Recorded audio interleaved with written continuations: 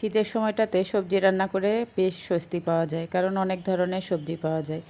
গ্রামের দিকে বলেন আর শহরের দিকে বলেন, ভোরবেলাতে কিংবা সকালের দিকে প্রচুর পরিমাণ ঠান্ডা পড়ে। ভোরবেলাতে তো কিন্তু অনেক ঠান্ডা পড়ে, কাঁথা ছাড়া ঘুমানোই যায় না, আর ফ্যান চালানো যায় না। ফ্যান চালালে সেটা আবার বন্ধ করে দিতে হয়।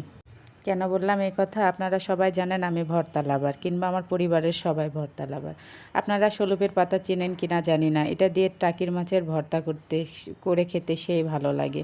এজন্য বললাম যে শীতের সময়টা অনেক বেশি ভালো লাগে। এছাড়াও সব কিছুই শীতের সময় পাওয়া যায়। শোলপের পাতা, যেটা আপনারা হয়তো চেনেন না, কিন্তু আমরা নওগাঁর মানুষ এই শোলপের পাতার সঙ্গে অনেক পরিচিত। এটা দিয়ে চাটনি করে আপনার পেয়ারা মাখা বলেন কিংবা বড়ই মাখা, যেটাই খান না কেন অনেক বেশি মজা লাগে। আমি তো এটার বিশেষ করে অনেক বেশি বড় ফ্যান। শোলপ লাভার বলতে পারেন আমাকে। আমি সব ধরনের চাটনিতে এই শোলপটা খেয়ে থাকি, বিশেষ করে ছোটো মাছের চচ্চড়ি আর টাকির মাছের ভর্তা। এটা আমার বড়াম্মার কাছ থেকে আমার শেখা, মানে খাওয়া শেখা আর কি। আম্মুও রান্না করে, খুব বেশি মজা হয়, কিন্তু আম্মুর যেমন রান্না করে আম্মুর রান্নাটা মজা, তেমন আমার বড় বড়াম্মা, আমার মেজো বড়াম্মা, এদের রান্নাও কিন্তু অনেক বেশি মজা। আমার আম্মু যতই রান্না করুক আর আমি যতই রান্না করি না কেন, আমার বড় বড়াম্মার হাতে এই শোলপের পাতা দিয়ে টাকির মাছের ভর্তা একবার যে খেয়েছে, আমার বিশ্বাস তার মুখে লেগে থাকবে আজীবন। সে এত বেশি মজা করে রান্না করে, আজকে বড়াম্মার মতো করেই রান্না করছিলাম।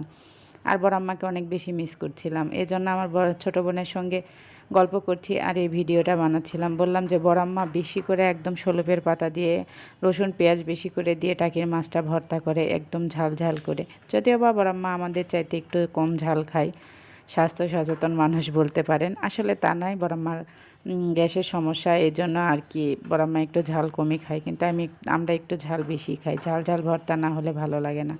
বড়াম্মার কথা আজকে খুবই বেশি মনে পড়ছিল। যাই হোক, এই ভর্তাটা খেতে আমার ছোটো বোন অদিতি থেকে শুরু করে আমাদের ফ্যামিলির সবাই অনেক বেশি পছন্দ করে।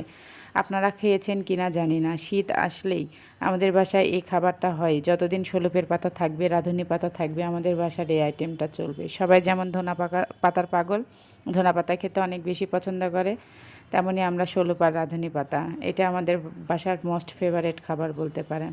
আপনাদের সঙ্গে গল্প করতে করতে আমার ভর্তা করাও প্রায় শেষ। এখন ঘুটনি দিয়ে ঘুটে নিচ্ছিলাম। বললাম না, আজকে পুরাটাই বড়াম্মার স্পেশালে, মানে বড়াম্মার মতো করে আমি রান্না করার চেষ্টা করছি। যখন এভাবে রান্না করি আর দুই বোন পাশে থাকি, তখন আমরা বাড়ির আলোচনাটা খুব বেশি করি। এত বেশি বাড়ির কথা মনে পড়ে, মনে হয় যে বাড়িতে থাকলে আরও কত কী হতো। এখন চারিপাশে সবাই আলু লাগাবে, চারিদিক সরষার খেতে ভরে যাবে, এত ভালো লাগবে বাড়ি থাকতে। খুব বেশি মনে পড়ছে বাড়ির সবার কথা। আমার ভর্তা করাও শেষ। এখানে একটু মরিচ ভর্তা নয়, টাকির মাছে যে কাঁটাটা থাকে ওই কাঁটার ভর্তাটা বানিয়েছিলাম।